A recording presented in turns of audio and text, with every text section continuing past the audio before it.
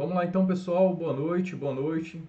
Iniciando aí o nosso segundo dia de atualização jurisprudencial para o exame de ordem, tá?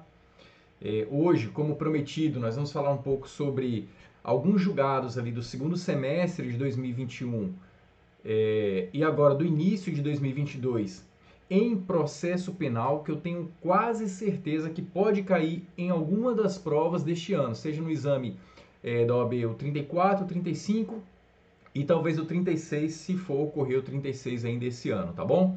Então fiquem conosco aí até o final. Para quem já conhece o nosso trabalho, curte o vídeo, compartilha o vídeo com seus amigos, aqueles que também estão se preparando para o OAB, né? A gente sabe que o estudo em conjunto é muito melhor do que você estudar isolado, então você está perto de pessoas, próximo de pessoas que estão com o mesmo objetivo que vocês com certeza trilharão um caminho mais fácil, né? Menos árduo para a sua aprovação na OAB, tá bom? Estamos ao vivo também aqui no Instagram, tá? Quem está no Instagram, pessoal, nós estamos no YouTube, tá? No YouTube fica melhor para você ver, porque lá eu vou colocar todos os julgados que a gente separou aqui para discutir, tá bom? Vou trazer os julgados e vou trazer também alguns comentários a respeito desses julgados, tá bom? Então já vai curtindo, já vai compartilhando o vídeo e comenta aí para mim quais são os temas que você, estudante que está se preparando para o exame de ordem, quer ver aqui nas próximas lives, nos nossos próximos vídeos, tá bom? Então, vamos embora. Sem mais introduções, vamos embora então para a gente ver aqui os nossos julgados em processo penal, tá ok? Então, como eu falei para os senhores, nós pegamos aqui os principais julgados, aqueles que eu reputo que pode ser cobrado nas provas de processo penal do exame 33, no exame 34, do exame 35 e do exame 36, que acontecerão esse ano, tá? E o nosso primeiro julgado é esse daqui, trazido pelo STJ, tá bom? E a tese trazida pelo STJ é a seguinte. A tese trazida pelo STJ é a seguinte, olha, para concessão do indulto previsto no Decreto Presidencial número 9246 de 2017, pode ser imputado tempo de prisão cautelar, cumprido anteriormente à sua publicação, cuja condenação transitou em julgado antes do referido decreto, ok? O que esse julgado está dizendo, pessoal? Esse julgado nada mais está falando do que, olha, toda vez que sai um decreto, e especificamente esse decreto aqui, o 9246 de 2017, ele trouxe uma condição de que você deveria ter cumprido pelo menos 1/5 da pena para ter direito para concorrer ao indulto presidencial, tá? E aí a questão foi o seguinte, olha, esse 1/5 da pena tem que ser 1/5 da pena definitiva, ou seja, depois do trânsito em julgado, ou o tempo de prisão provisória, seja ela temporária, seja ela preventiva, eu posso computar também nesse 1/5 da pena, tá? Essa questão foi levada ao STF, chegou até o STF, e o STF decidiu que, olha, o tempo de prisão cautelar, temporária ou preventiva, ele deve sim ser computado para os benefícios, para preenchimento dos requisitos do indulto, especificamente esse indulto 9246. Com toda certeza, essa tese aqui vai se replicar, vai se repetir, vai ser utilizada para os demais indultos dos anos seguintes, tá bom? Olha só, aprofundando um pouco mais, a gente precisa saber, e isso é relevante para a sua prova, tá? A diferença de indulto, graça e anistia. Então, basicamente, você precisa saber a diferença entre a anistia e entre o indulto. Por quê? Porque a graça nada mais é do que um indulto individual, tá bom? Vamos lá, o que é a anistia então? A anistia é um benefício concedido pelo Congresso Nacional. Olha a primeira diferença. É um benefício concedido por quem? Pelo Congresso Nacional, tá? E não pelo presidente da República, tá ok? Com a sanção, obviamente, do presidente da República, tá? Em que ele vai perdoar aquele fato criminoso, em que o Congresso Nacional, por meio de lei, tá? Vai perdoar aquele fato criminoso, tá bom?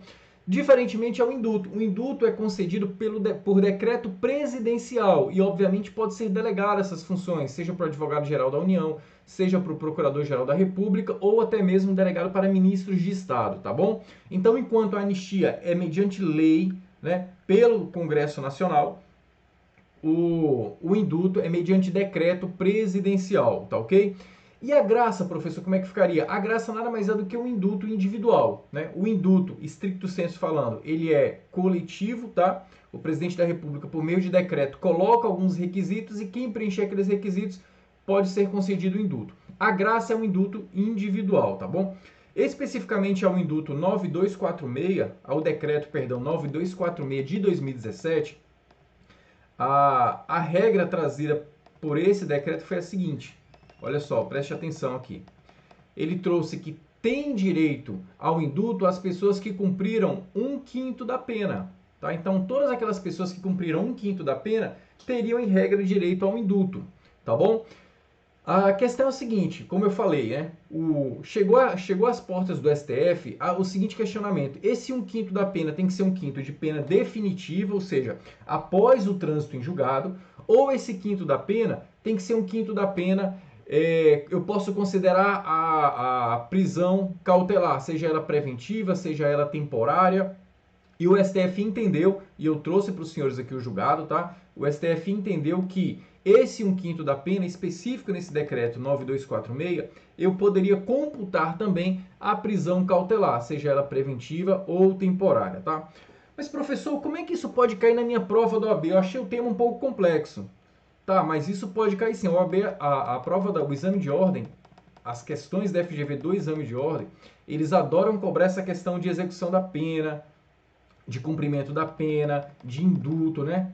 Cai demais esse tipo de questão. Então, como uma questão dessa pode ser cobrada? Pode ser trazido um caso concreto em que o seu cliente, né, em seu cliente fictício, né, da questão, ele faz jus ao indulto, mas o juiz de primeira instância não concedeu, e perguntando qual seria o recurso cabível e os fundamentos desse recurso cabível, né? E aí você poderia, de repente, impetrar um HC, colocando como fundamento essa decisão do STF, né, dizendo que, olha, se ele cumprir 1/5 da pena, mesmo somando a prisão temporária e preventiva, ele tem direito sim ao indulto. Ou até mesmo por meio de uma apelação, levando a questão ao Tribunal de Justiça daquele estado, conforme a questão trouxer, tá? Então, é um julgado que cabe perfeitamente para uma questão da FGV, tá ok, pessoal?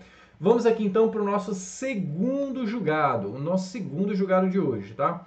Nosso segundo julgado de processo penal foi decidido em 23/11 de 2021, então finalzinho do ano agora de 2021.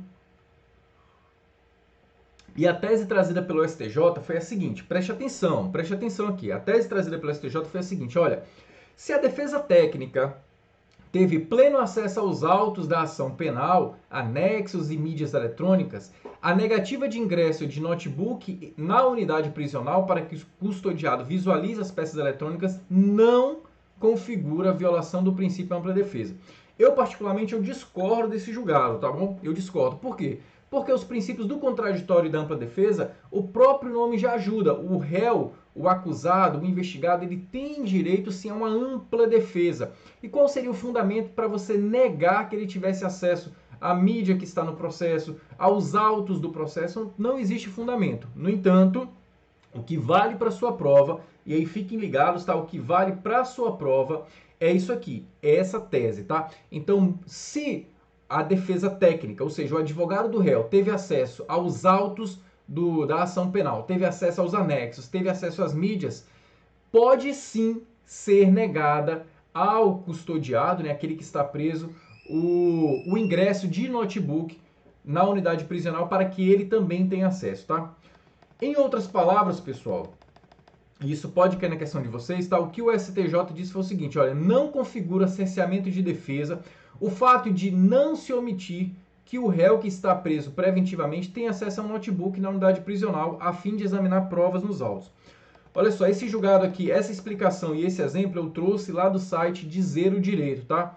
Excelente site, para quem gosta de estudar um pouco mais a jurisprudência, recomendo o site Dizer o Direito, tá bom? Olha só o exemplo que ele trouxe aqui. João é réu em um processo criminal e se encontra preso preventivamente, tá bom? Lá do artigo 312 do Código de Processo Penal, prisão preventiva. O acusado recebe visitas de seu advogado na unidade prisional, mas as conversas sempre se dão no parlatório, tá bom? Para quem não está acostumado com a prática, o parlatório é um local em que você e o advogado e o cliente ficam isolados, conversando apenas por meio de um telefone, tá? Ou às vezes aquele microfone que fica próximo ao vidro ali, tá? Com a utilização de um interfone, havendo uma divisória que impede o contato físico dos dois. João, que é o réu investigado, ele é bacharel em direito e gostaria de auxiliar na construção da tese defensiva. Para isso, a defesa pediu ao juiz que, nas visitas feitas a João, fosse permitido que o advogado levasse o notebook para que o réu pudesse examinar os autos, pudesse olhar as provas e daí ajudar o próprio advogado a construir uma tese, tá bom? Isso foi negado, tá? Isso foi pedido ao TRF, tá? O Tribunal Regional Federal. O Tribunal Regional negou o pedido. Essa questão foi levada ao STJ e o STJ confirmou essa negativa. Disse que não, olha, se a defesa técnica, que é o advogado constituído nos autos, teve acesso amplo a todos os documentos ali juntados, não há razão para que se autorize o ingresso de um notebook para que o custodiado, mesmo ele sendo bacharel em direito, ele tenha acesso aos autos, tá ok? Então o STJ negou e eu trouxe aqui para os senhores a tese trazida pelo STJ, tá? Deixa eu ver aqui o nosso próximo julgado. Vamos embora aqui. O nosso terceiro julgado de hoje, em processo penal, tá? É interessantíssimo esse julgado, pessoal. Isso aqui, eu tenho quase certeza que vai cair nas provas de vocês, tá? Então, prestem bastante atenção, que eu tenho quase certeza que esses julgados vão cair nas provas de vocês. Preste atenção aqui, olha só, vem comigo. Julgado número 3. É indispensável, cuidado que a FGV gosta de mudar esse indispensável para dispensável, tá? Cuidado com isso aqui. Então, é indispensável a existência de prova de prévia autorização judicial para a instauração de inquérito ou outro procedimento investigatório em face de autoridade com foro de prerrogativa e de função, ou seja, com foro no próprio Tribunal de Justiça, tá? Essa tese aqui era um pouco divergente com o que pensa o STJ, tá? Esse aqui é o pensamento do STF e o STJ pensa um pouco diferente. Mas vamos entender esse caso concreto aqui, depois a gente traz essas divergências, tá bom? O caso concreto, senhores, foi o seguinte, olha, o COAF, certo? Que agora é o IFE, né? Unidade de Investigação Financeira, tá? Elaborou um relatório de inteligência financeira chamado RIF, apontando movimentações atípicas entre deputado estadual e servidores do seu gabinete na Assembleia Legislativa Estadual, tá? Então perceba, o COAF, né, que hoje a gente chama de UIF, que é a Unidade de Inteligência Financeira, realizou um relatório e disponibilizou esse relatório ao Ministério Público.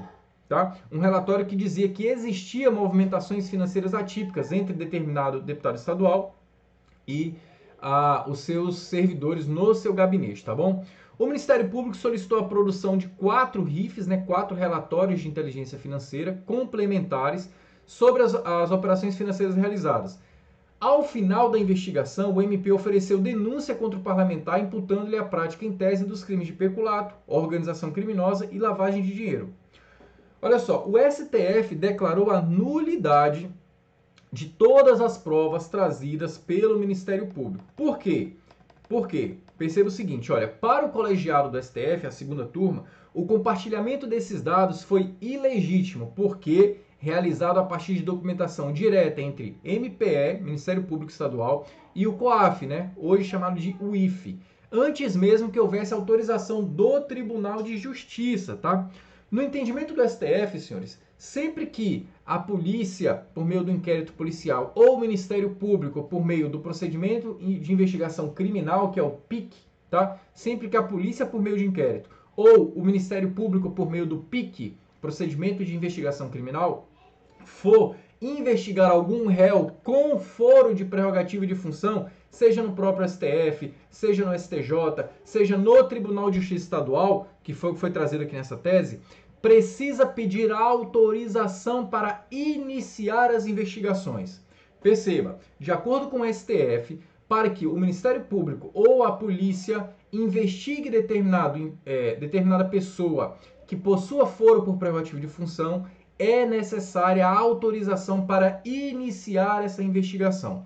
Esse é o entendimento do STF. Por conta disso, o STF anulou essa investigação, anulou também as provas que foram trazidas pelo Ministério Público, porque não havia autorização do Tribunal de Justiça local, né, para investigar esse determinado deputado estadual, que é um deputado estadual do Rio de Janeiro, tá bom?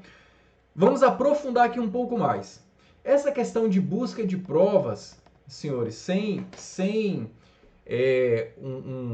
um lastro mínimo de indicativo de autoria ou de materialidade, simplesmente o órgão investigatório, seja ele polícia, seja ele Ministério Público, decide da sua cabeça fazer uma interceptação telefônica, decide da sua cabeça pedir um relatório de inteligência, decide da sua cabeça do nada pedir determinadas informações bancárias de determinada pessoa, sem estar instaurado uma investigação. O nome dessa conduta, a doutrina até classifica, na verdade a doutrina nomeia ela como Fishing Expedition, que nada mais é do que uma investigação especulativa.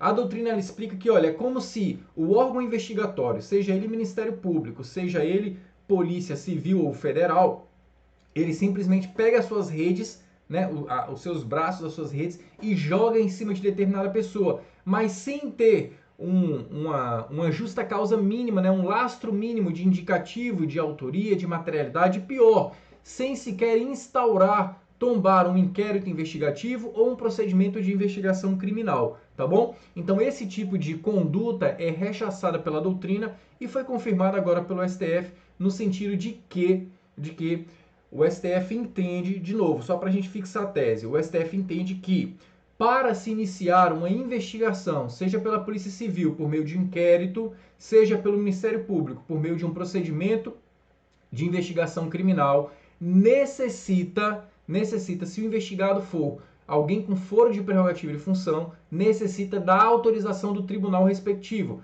Se for um deputado estadual, do Tribunal de Justiça do Estado. Se for um deputado federal, do próprio STF. Se for um governador do estado, do próprio Superior Tribunal de Justiça, tá bom? Então fiquem ligados nisso. Olha só, mas o STJ, pessoal, ele pensa um pouco diferente, tá? Para o STJ, você pode sim iniciar as investigações contra uma pessoa que tem um foro de prerrogativa de função, não tem nenhum problema. Você não precisa de autorização do tribunal para isso.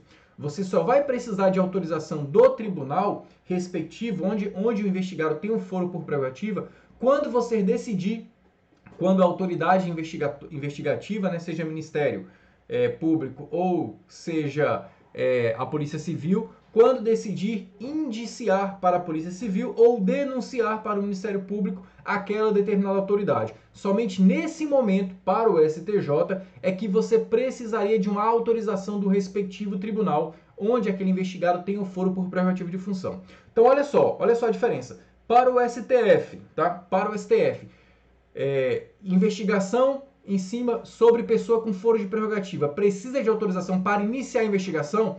Precisa, tá ok? Para o STJ não precisa. Essa autorização vai ser somente quando for indiciar ou denunciar aquela pessoa, tá ok? Ficou claro isso aqui? Vamos embora para o próximo julgado. Preste atenção aqui, pessoal. O nosso quarto julgado, ele vai trazer um tema bem atual, né? Foi julgado agora pelo STJ em 27/10/2021 e a tese é a seguinte, olha, não compete à Justiça Federal, é uma questão de competência aqui, tá? Competência despenca nas provas do OAB.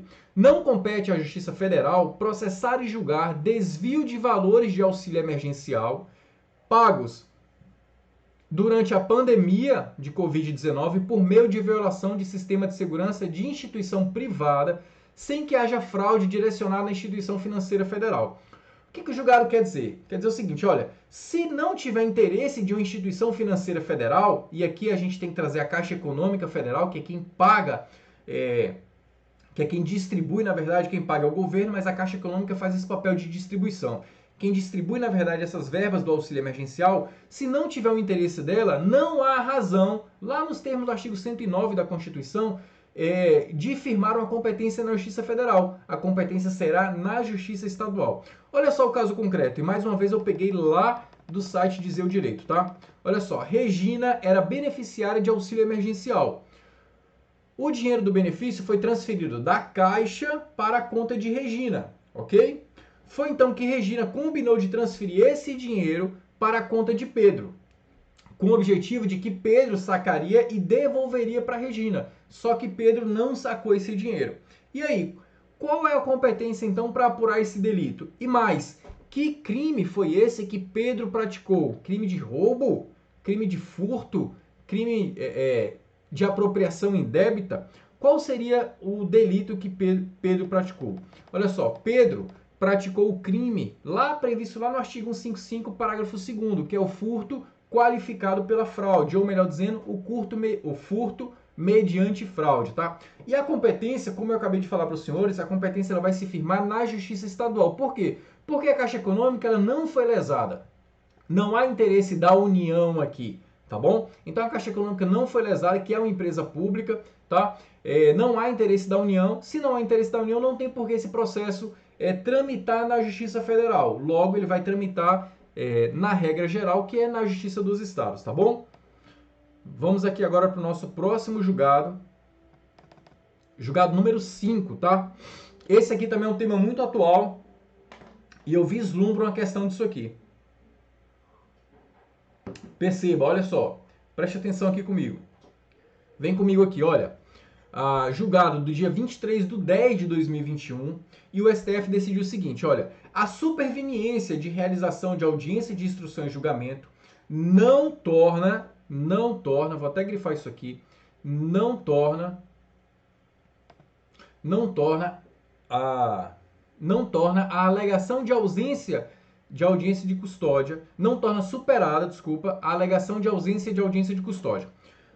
O que o julgado disse? Vamos esmiuçar esse julgado. Ele disse, olha, se o preso ele não teve audiência de custódia e o processo seguiu e já teve audiência de instrução e julgamento, significa dizer que não houve um vício aqui na audiência de custódia? Significa dizer que foi superado esse momento da audiência de custódia? E o STF diz que não, tá? Não. Mesmo já acontecendo a audiência de instrução e julgamento, certo? Deveria sim ter acontecido a audiência de custódia. Não fica superada a alegação de ausência de audiência de custódia, tá bom? Tranquilo aqui? Imagina só o nosso exemplo aqui, vem comigo. Vamos ver aqui o nosso exemplo. Imagina que o indivíduo foi preso em flagrante e não foi realizada a audiência de custódia. A defesa impetrou sucessivos habeas corpus, mas os tribunais não concederam a liberdade do custodiado, tá? Quando a questão chegou ao STF, esse indivíduo já tinha sido denunciado e foi realizada inclusive a audiência de instrução. Isso significa que o pedido de realização de audiência de custódia fica prejudicado, ou seja, não precisaria mais realizar a audiência de custódia, visto que já foi realizada a audiência de instrução e julgamento. O STF diz que não, tá?